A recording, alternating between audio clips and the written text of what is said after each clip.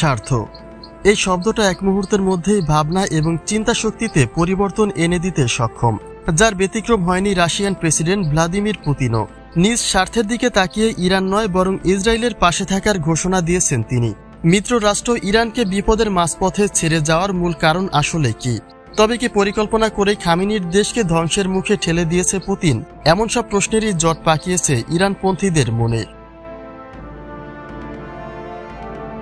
তুরস্কের তৈরি আধুনিক ড্রোন ব্যবহার করে যখন রাশিয়াকে নাকানি চোবানি খাওয়াচ্ছিল ইউক্রেন, ঠিক তখনই ইরানের তৈরি ড্রোন ব্যবহার করে যুদ্ধের ময়দানে নিজেদের শক্ত অবস্থান গড়ার পথ সহজ করে নিয়েছিলেন পুতিন।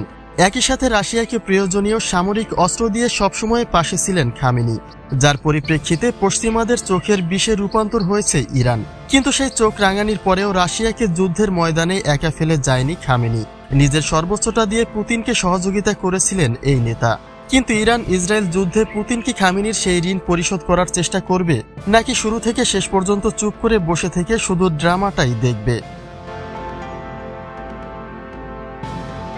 রুশ সংবাদ মাধ্যমে তাসের প্রতিবেদন অনুযায়ী দ্বিপাক্ষিক চুক্তিতে নিজেদের স্বার্থে ইরানের পক্ষে রাশিয়া কিছুটা ভূমিকা রাখলেও চূড়ান্ত পর্যায়ে পুতিন যে ইসরায়েলের পাশেই থাকবেন সেই ইঙ্গিতে দিয়েছেন পুতিন। সেন্ট পিটার্সবার্গ আন্তর্জাতিক অর্থনৈতিক ফোরামের পূর্ণাঙ্গ এক অধিবেশনে সাক্ষাৎকারে পুতিন বলেন, যারা রাশিয়ার মিত্রদের প্রতি প্রতিশ্রুতি নিয়ে প্রশ্ন তুলেছেন তারা উস্কানিদাতা। আরব এবং ইসলামী বিশ্বের সাথে রাশিয়ার সম্পর্ক ঐতিহ্যগতভাবে বন্ধুত্বপূর্ণ। তবে একথা স্পষ্ট যে রাশিয়ার প্রায় 2 মিলিয়ন মানুষ ইসরায়েলে বসবাস করে। ইসরায়েল প্রায় রাশিয়ানভাষী একটি দেশ। নিঃসন্দেহে রাশিয়ার সমসাময়িক ইতিহাসে মস্কো সর্বদা ইসরায়েলের এই বিষয়টি বিবেচনা করে। সুতরাং পুতিন সেখানে খোলসা করে না বললেও এটাই ইঙ্গিত করেছেন যে ইরানের তুলনায় ইসরায়েলের গুরুত্বই পুতিনের কাছে সবচেয়ে বেশি। কিন্তু এই কথাগুলি কি আসলে পুতিনের মনের কথা, নাকি এখানেও রয়েছে তাদের কোনো রাজনৈতিক পরিকল্পনা?